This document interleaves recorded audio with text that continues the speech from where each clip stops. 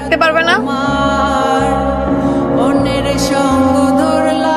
আচ্ছা রাইতে না অনেক ঠান্ডা লাগতেছিল, কেন তো ঠান্ডা লাগতেছিল বুঝতে পারতেছি না। এসির বাতাসে, এটাও বুঝো না? ওইটা আবার কে চালু করছিল? এখনো বুঝো নাই? আচ্ছা আমি সব বলছি। কও। আমি যখন তোমার বাড়িতে ছিলাম তখন তুমি আমার সঙ্গে শত্রুর মতো আচরণ করেছো। এসব যদি না করতে তাহলে কি আমার এত কষ্ট হতো? কি হলো, চুপ করে আছো কেন? একটা কথা কওয়ার ছিল। বলো।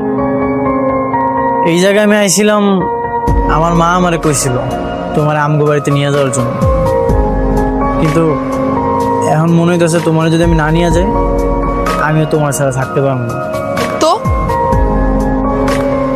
তুমি কি আরেকবার আমগো বাড়িতে যাবা?